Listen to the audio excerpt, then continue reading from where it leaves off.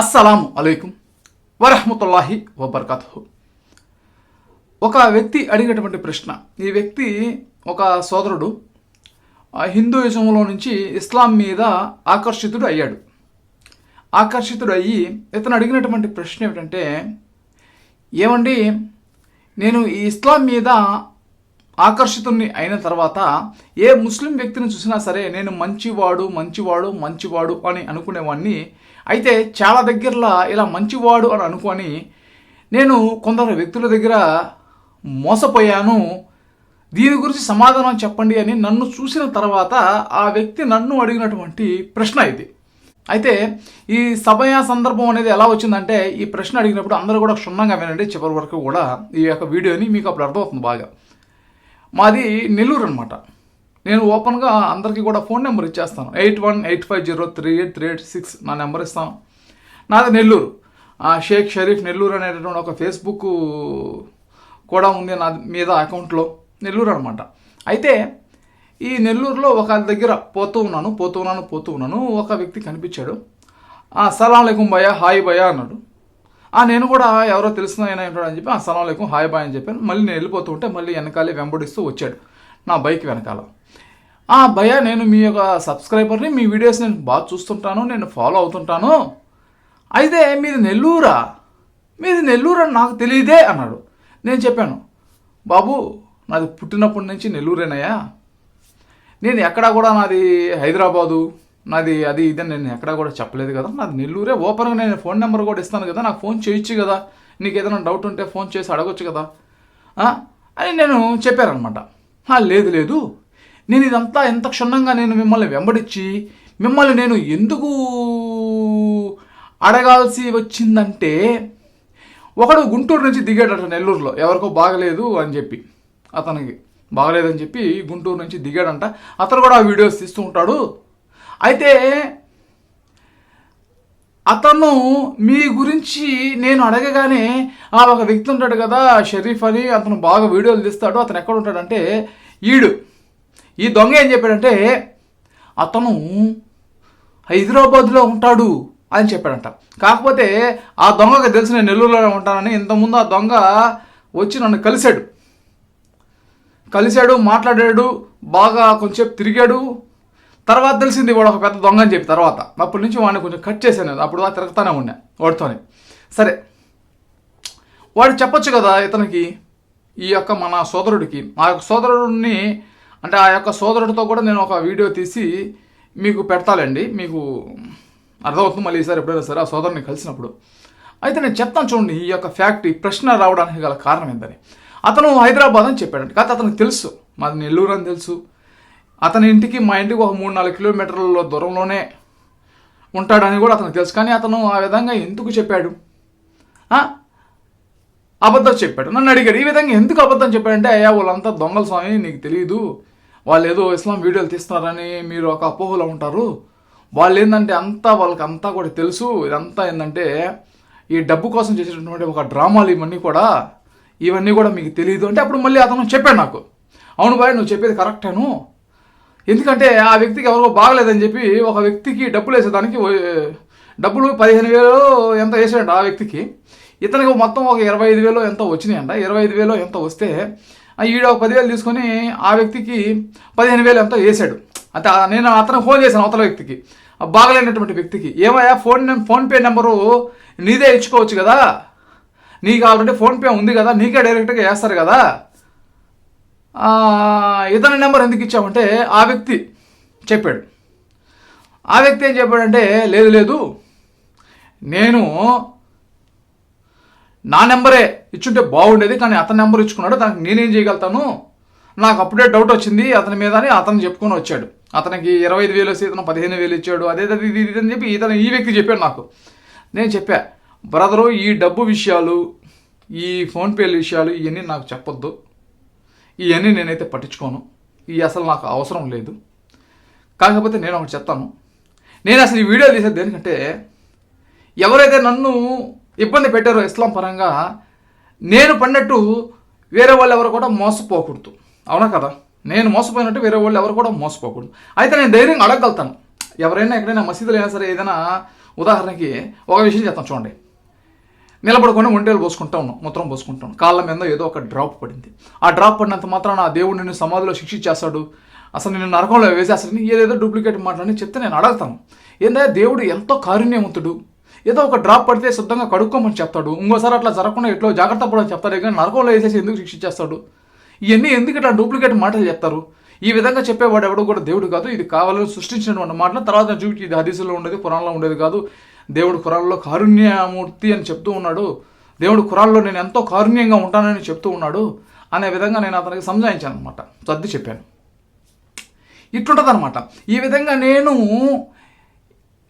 ఇతరులు అంటే మన సబ్స్క్రైబర్స్ కానీ ఇంకెవరైనా సరే వాళ్ళు ఇబ్బంది పడకూడదు అనేటువంటి ఉద్దేశంతో నేను వీడియోలు తీశాను. అంతేగా నేను డబ్బు సంపాదించాలని కాదు, అర్థమవుతుందా? నేను డబ్బు సంపాదించాలని కాదు, ఎవరు ఇబ్బంది పడకూడదు, ముందు మేము ఎవరు ఇబ్బంది పడకూడదు. ఇది దీనికోసం నా డబ్బులు, నా సొంత డబ్బులు నేనే ఎంతో పెట్టుబడిగా పెట్టుకొని కెమెరాలని అయ్యని ఈయని కంప్యూటర్లని కొని టైంని అన్నిటిని పెట్టి నేను వీడియోలు తీస్తున్నాను. నేను ఇటు వీడియోలు తీస్తూ ఉంటే ఇటు వచ్చేస్తారు అన్నమాట కొందరు మన దగ్గరికి. నేను ఇస్లాం వీడియోలు తీస్తాను, నేను మంచివాడిని అంటే నేను కొందరు నమ్మాను. సరే నమ్ముతారు, ఎవరైనా నమ్ముతారు కదా. నమ్మక ద్రోహం చేసిన దానికి ఎవరు ఏం చేయలేం, నమ్మి మోసం చేస్తే దానికి ఎవడో ఏం చేయలేడు.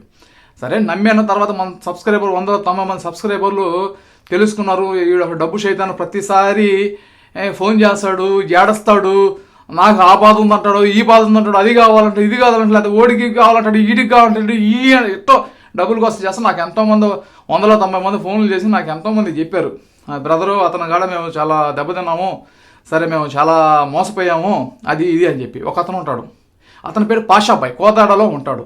ఈడేదో వ్యాపారం కోసం డబ్బులు కావాలని 30,000 తీసుకున్నాడు, నాకు నెల నెల 1000 ఇస్తాడు, నాకు ఇయ్యలేదు.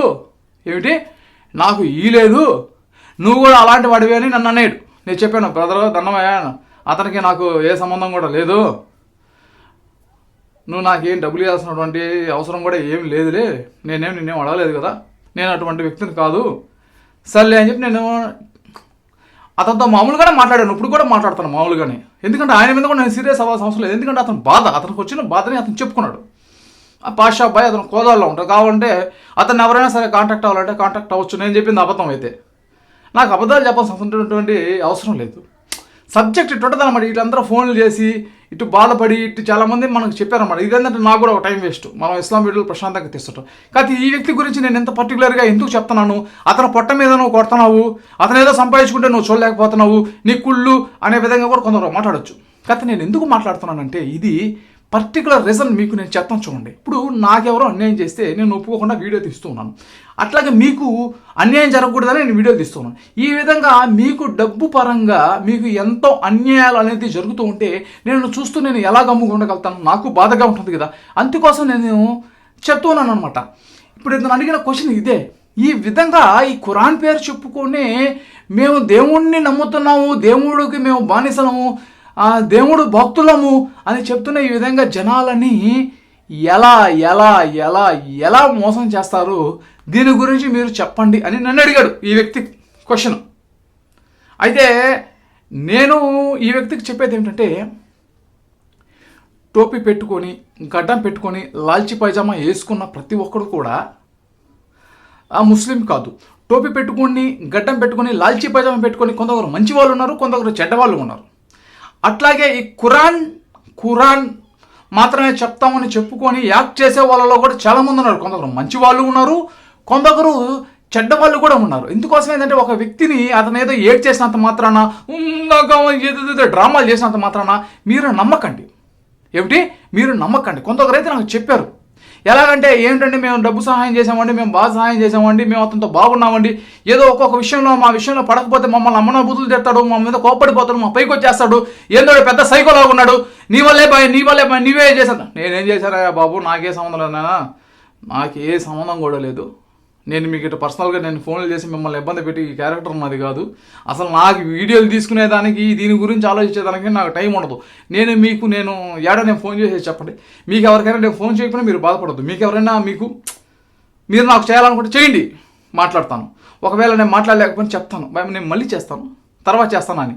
ఆ సమస్య గురించే మాట్లాడతాను, ఆ సమస్య గురించి మాట్లాడి అక్కడే పెట్టేస్తాను. అంతేగాని పర్సనల్ విషయాల గురించి ఇవన్నీ నేను మాట్లాడను, ఇవన్నీ నేను ఎత్తను, నాకు ఇది బాగలేదు, నా వెనకాల బాగలేదు, నాకు ముందు బాగలేదు. ఇప్పుడు హాస్పిటల్స్ వచ్చున్నాయి, హాస్పిటల్స్లో ఆరోగ్యశ్రీ కార్డు అనేది ఉంటుంది, ప్రతి దానికి కూడా అక్కడ వైద్యం అనేది ఉంటుంది.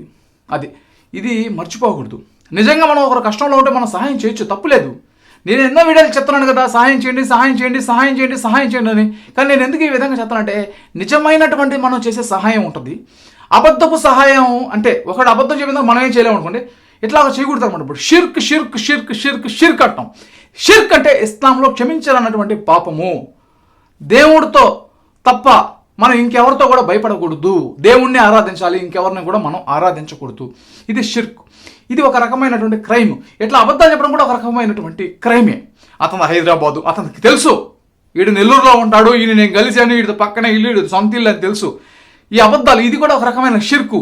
ఎందుకంటే మోసం చేయడము, మోసం చేయడము, ఈ విధంగా ఇది కూడా దేవుడికి భయపడకుండా అబద్ధాలు చెప్పడము, దేవుడితోనే నేను భయపడుతున్నానని చెప్పి వేరే వాళ్ళకి అబద్ధాలు చెప్పడం, ఇది కూడా ఒక రకమైన షిర్కే.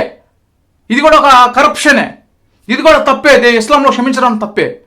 కానీ ఈ వాళ్ళకు కూడా తెలుసు, కానీ డబ్బు కోసం ఈ విధంగా జనాల్ని మోసం చేస్తారు. ఇందుకోసం ఏంటంటే చెప్పాను కదా, అందరినీ కూడా మీరు మంచి వాళ్ళు అని నమ్మకూడదు.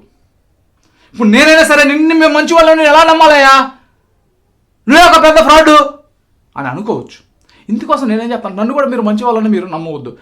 నాతో మాట్లాడండి, తెలుసుకోండి, ఇతను మంచివాడా కాదని అబ్జర్వ్ చేయండి, ఇతను మంచివాడు అని తెలుసుకున్న తర్వాతే నా మీద ఒక అభిప్రాయానికి రాండి. ఇప్పుడు నేను ఒక 6 సంవత్సరాల నుంచి ఒక 1000 వీడియోలకు పైన తీశాను. నేను పర్సనల్గా ఎవరికి కూడా ఫోన్లు చేసి నాకు ఇది కావాలి, నాకు ఇది కావాలి, నాకు ఇది చేయండి, నాకు అది చేయండి అని ఊరుకునే నేను సమస్యలు చెప్పుకోలేదే.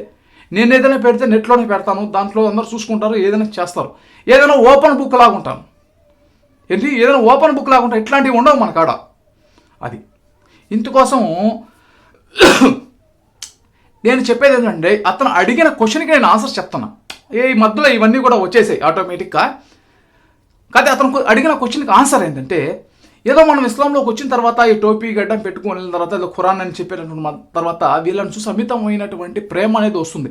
అది వాళ్ళ మీద వచ్చేటటువంటి ప్రేమ కాదు, దేవుడి మీద, అల్లా మీద వచ్చినటువంటి ప్రేమ. ఈ అల్లా మీద వచ్చేటువంటి ప్రేమని మనం మనుషుల మీద మనం చూపిస్తూ ఉన్నాం. కానీ ఈ మనుషులు మోసం చేసిన తర్వాత కొందరు ఎలా అయిపోతున్నారంటే, అసలు ఈ దేవుడి పేరు చెప్పేవాళ్ళు మేము నమ్మకూడదు. అసలు నన్ను ఇందాక అన్నాడు కదా ఒక ఆయన కోదాడులో ఆయన పాషాబాయ్, ఈ ఖురాన్ పేరు చెప్పేవాళ్ళు మేము నమ్మవండి, అసలు ఏందండి ఇది, ఈ విధంగా నా దగ్గర 30,000 తీసుకుని నెల ఇస్తానని చెప్పి నాకు ఇలేదండి, అసలు మేము నమ్మము, పోండి, అసలు అట్లాంటి వాళ్ళు మేము నమ్మను. కానీ నేను అతను చెప్పినటువంటి మాటలకి నేనేమి బాధపడలేదు, ఎందుకంటే ఇట్లాంటి ఎన్నో నేను చూశాను. ఎందుకంటే అతని మనసులో బాధ అతను చెప్పుకున్నాడు, అది మనం అర్థం చేసుకోవాలి. కానీ అతని మీద మనం కోపం పడకూడదు, ఎందుకు మనల్ని నిందించినా మనం కోపపడకూడదు, నవ్వుతూ స్వీకరించాలి. ఇప్పుడు అవతల వ్యక్తులు, ఇప్పుడు మనం ఇట్లా వీడియోలు తీసి చెప్పామనుకోండి, మన మీద దీన్ని కూడా ఒక రకమైనటువంటి క్యాష్గా చేసుకుంటారు. ఇప్పుడు ఈ టాపిక్ మీద ఒక 100 మందికి ఫోన్లు చేస్తారు, నన్ను ఇట్ట అన్నాడు, నన్ను ఇది చేసాడు, మళ్ళీ ఏదో కారణం చెప్పి మళ్ళీ ఏదో ఒక రకంగా డబ్బులు కొంచుతారు. అప్పుడు కూడా మీరు గ్రహించలేకపోతే, మన సబ్స్క్రైబర్స్ చెప్తాను, నా వీడియోలు చూసేవాళ్ళు, నన్ను నమ్మేవాళ్ళు, నన్ను కాదు ఇస్లాంను నమ్మేవాళ్ళు, మన వీడియోస్ ఇస్లాంకి సంబంధించినవే కదా, ఖురాన్కి సంబంధించినవే కదా చెప్తాను.